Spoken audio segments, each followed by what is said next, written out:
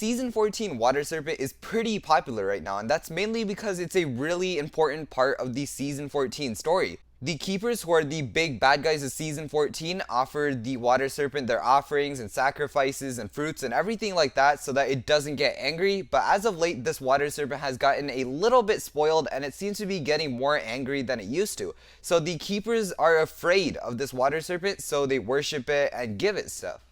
Another reason this Water Serpent is pretty popular is because it seems to reside in the Infinite Ocean, which is a location that's mostly going to be in Season 15 as well. So Season 14 and Season 15 share a very important location, and that is the Infinite Ocean.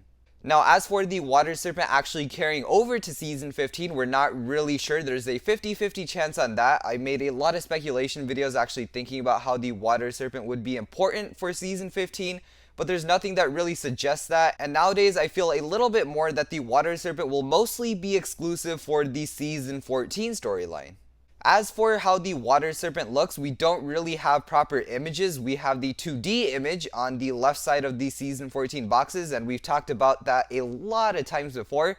But as it looks in the show, we've seen a huge dragon boat statue, or if that is the Water Serpent itself, that's pretty cool as well. But that's kind of what we have of the Water Serpent so far. So that giant dragon head could possibly be the Water Serpent, which leads us to the next point.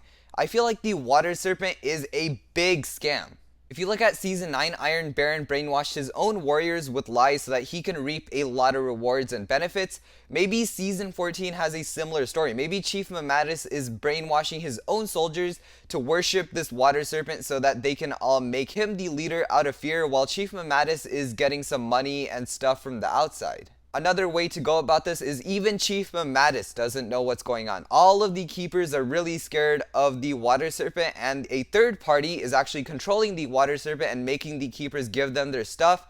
Maybe the Keepers hurt this random innocent guy a long time ago, and the innocent person now wants revenge, so he makes the Keepers give them all of their fruits and veggies and sacrifices. This seems very much possible to me, because if that dragon boat is the Water Serpent, then I feel like someone is actually making that statue and scaring the ninja and kind of tricking everybody to give them their stuff.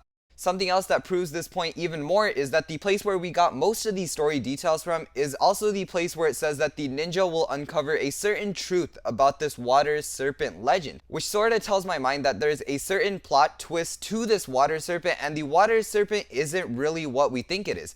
Maybe the real Water Serpent is actually residing somewhere deep in the ocean, and maybe that's what Season 15 is really about.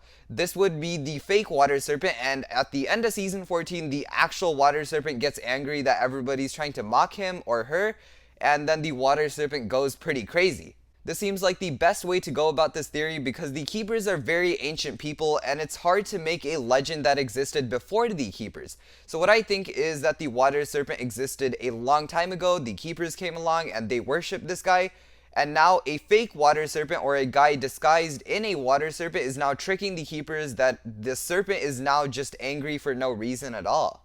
Tell me in the comments which way you think this is going to go. Do you think it's going to be a person disguised as the Water Serpent or controlling a Water Serpent and there's a old legend of a serpent? Or is it going to be Chief Mamatus being the actual bad guy? I'm more on board with the ancient monster and then fake new monster idea, because that seems like the best plot twist, and that also gives Season 15 a way for the legend to actually shine. Thank you for watching this Ninjago Season 14 Thoughts and Opinions video, and as usual, I'll see you in the next one. Bye bye!